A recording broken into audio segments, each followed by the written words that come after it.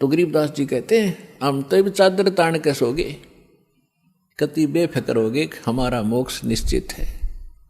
तो पुण्यात्माओं, आज जो सतलोक आश्रम बरवाला में आके इस दास से जो दीक्षित होते जा रहे हैं, वो चादर तान के सो जाना, आपका मोक्ष निश्चित है।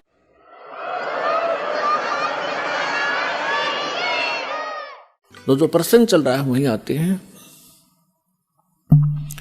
कि वो परमात्मा सतलोक में रहता है, वहां से चलकर आता है। अच्छी आत्माओं को, जो दृढ़ भक्त होते हैं, उनको मिलते हैं तो क्या करते हैं, उनको तत्व ज्ञान से परिचित कराते हैं, अपने से परिचित कराते हैं और सचखंड सतलोक लेकर जाते हैं। फिर उनको वापस छोड़ देते हैं ताकि ये मेरे गवाह बने।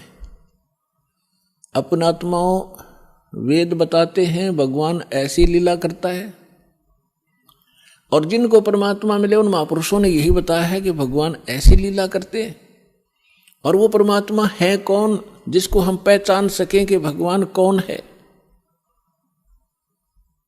तो जिन महापुरुषों के दास ने शुभ नाम अभी आपको गिनाए थे, उनमें से इन महापुरुषों ने सभी ने परमात्मा की गवाही दी है, एफिडेविट दिया है।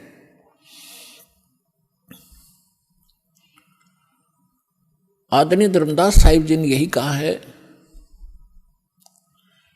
और यही मलुकदास जी साहिब ने कहा है कि सतलोक से चलकर आए, अमर लोक से चलकर आए, गति करके आते हैं परमात्मा। काटन काल की जंजीर, काल ने हमारे को क्रम बंधनों से बांध रखा है, और क्रम के बंधन को समर्थ परमात्मा सत्य पुरुष ही काट सकता है, परम अक्षर ब्रह्म ही काट सकता है। क्रम के बंधन को, कर्म को, प्रारब्ध में किस्मत में लिखे हुए लेख को या संचित कर्म को न तो श्री ब्रह्मा, ना श्री विष्णु, ना श्री शिव, ना देवी दुर्गा, और ना ब्रह्म ना परब्रह्म, केवल परम अक्षर ब्रह्म ही काट सकता है। वो इसके अतिरिक्त और नहीं, उस कर्म की बेड़ी को नहीं काट सकते।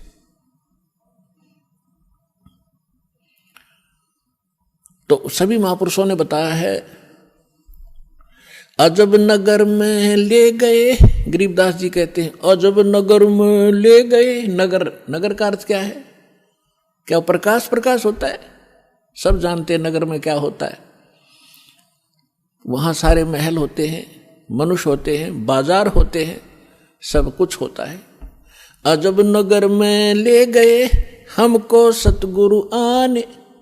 सतगुरु, गरीबदास जी सतगुरु कह रहे हैं, वो परमेश्वर थे। जल के बिंब अगाध गति हम सूते चादर ताने। हमको परमात्मा आकर लेकर गए अजब नगर में, बहुत ही अनोखे शहर में ले गए, सतलोक में। और वहां जाने के बाद हमें पता चला सारी कहानी का, हम कौन हैं, कहाँ फंसे हैं, और यहां वापस कैसे आ सकते हैं अपने लोक को। अब उस ज्ञान से परिचित होकर के गरीबदास जी कहते हैं हम तो अब निश्चिंत हो गए, हमें सतगुरु मिल गए। सतगुरु मिल गए तो सत्संग भी मिलेगा, सत्संग के साथ साथ फिर सच्चा भक्ति विधि मिलेगी, जिससे हम वहां जा सकते। तो गरीबदास जी कहते हैं हम तो भी चादर तान के सोगे, कति बेफिक्र होगे, हमारा मोक्ष निश्चित है। तो पुण्यात्माओं, आज जो सतलोक आश्रम बरवाला में आके इस दास से जो दीक्षित होते जा रहे हैं, वो चादर तान के सो जाना, आपका मोक्ष निश्चित है।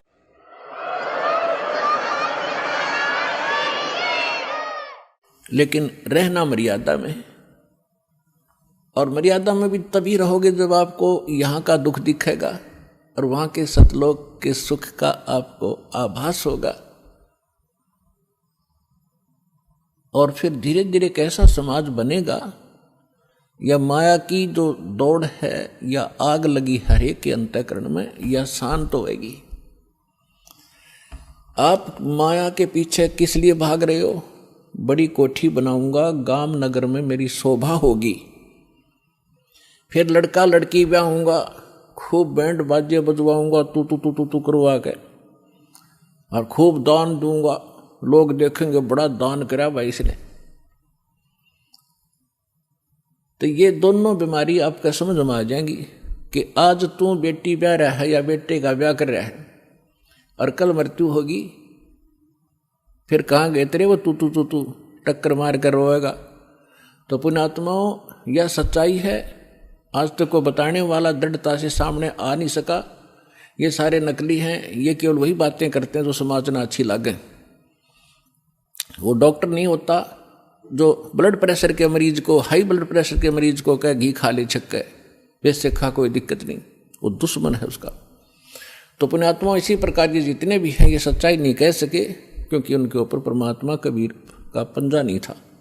इस दास के ऊपर दया हुई है, संघर्ष बहुत करना पड़ रहा है, लेकिन परमात्मा का साथ जिसके साथ होता है वो हार नहीं होती उसकी, क्योंकि हमारा उद्देश्य कल्याण है। पर पूरे विश्व का कल्याण लेकर चल रहे हैं हम, पूरे मानव का कल्याण होगा, पूरे प्राणियों का कल्याण होगा।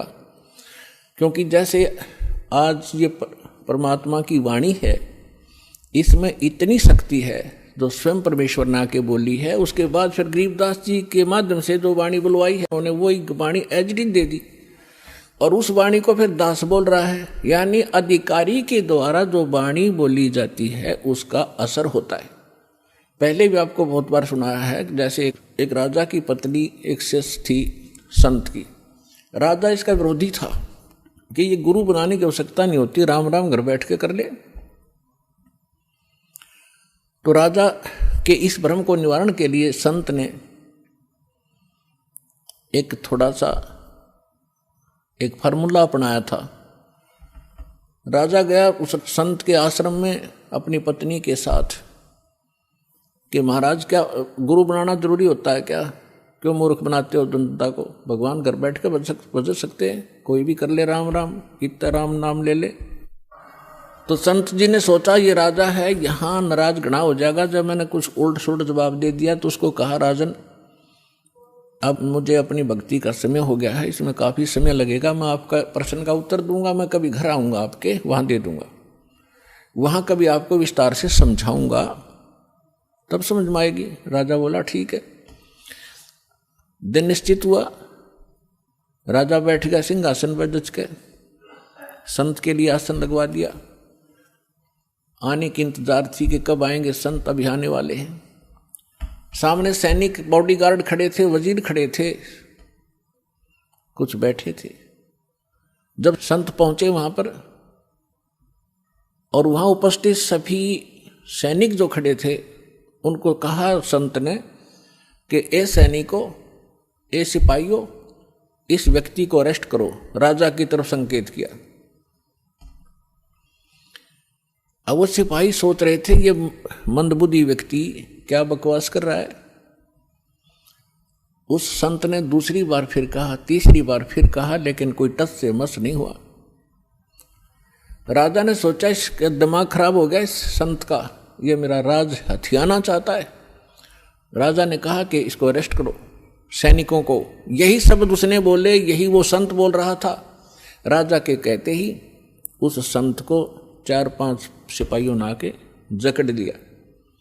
अगले आदेश की इंतजार थी, अब इसका करें क्या। तब संत ने कहा कि हे राजन, तुम घर आए व्यक्ति का ये ऐसा ही सलूक करते हो क्या। राजा ने कहा कि आप क्या कर रहे थे कि मैं आपके प्रश्न का उत्तर दे रहा था कि आपका प्रश्न ये था क्या घर हम खुद भक्ति नहीं कर सकते, गुरु की क्या आवश्यकता है।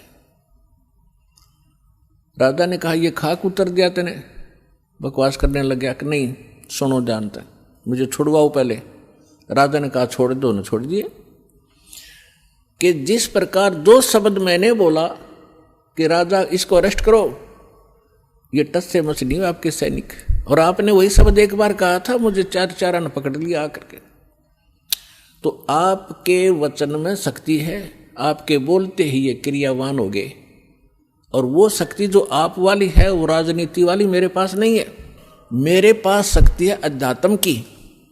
ठीक इसी प्रकार जो वचन मैं बोलूँगा परमात्मा की शक्ति सब पर कार्यवान हो जाएगी, और आप कहते रहना उसका कोई असर नहीं होगा। इसी से आप समझ लेना।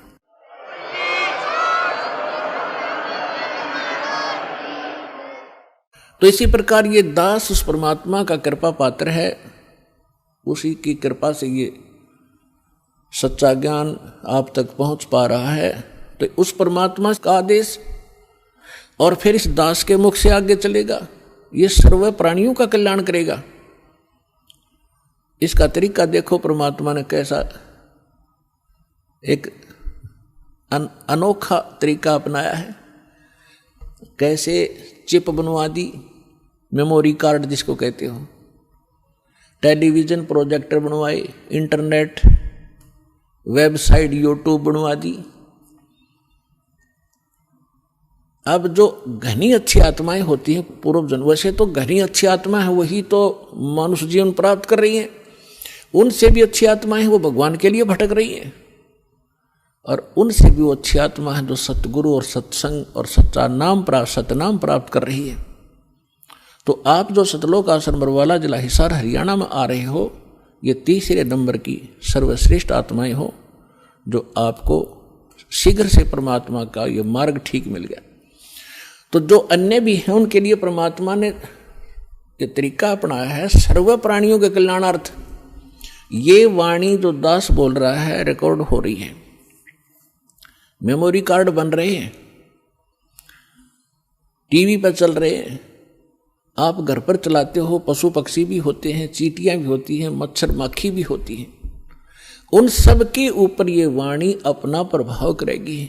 काल ने जैसा जुल्म किया था उतना ही उससे भी आदि कर रहे हैं अब परमात्मा ने अपनी आत्माओं पर किया है। चींटी से लेकर हाथी तक, रंग से लेकर राजा तक, ये सारे कबीर परमात्मा की बच्चे आत्माएं हैं।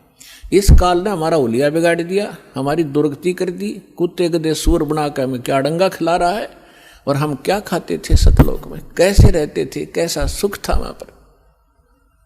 अब आप तो भूल भाल गए, हम सब भूल भाल गए, भगवान ना के फिर जगाए, यथार्थ ज्ञान को बताया। उससे पहले काल ने परमात्मा और सतलोक का नाम लेकर, कबीर जी का नाम लेकर के, और फिर और दूना ज्ञान फैलवा दिया। तो ये सभी उस परमेश्वर की आत्माएं हैं, उनके लिए परमात्मा ने ये समय फिक्स कर दिया था कि चौथा युग जब कलयुग आई तब हम अपना अंश पठाई। काल फंद छूटे नरलोई, सकल सृष्टि परवानी खोई, घर घर देखो बोध विचारा, सत नाम सब ठोर उचारा। कलयुग बीते 5500 पाचा, जब ये वचन मेरा होगा साचा, कलयुग बीत जावे जब एता। परमात्मा ने कहा है कि सर्व प्राणी, सकल सभी प्राणी परम पुरुष पद चेता, परम पुरुष यानी परम अक्षर ब्रह्म पूर्ण परमात्मा के पद, पद यहां दो का बोधक है। एक तो गीता अध्याय नंबर 15 के श्लोक नंबर 4 में कहा कि अर्जुन, तत्वदर्शी संत की प्राप्ति के उपरांत तत्व ज्ञान रूपी शस्त्र से इस अज्ञान को काटकर उसके पश्चात परमेश्वर के उस परम पद की खोज करनी चाहिए, जहां जाने के बाद साधक लौटकर फिर संसार में कभी नहीं आते, यानी पूर्ण मोक्ष प्राप्त करते हैं।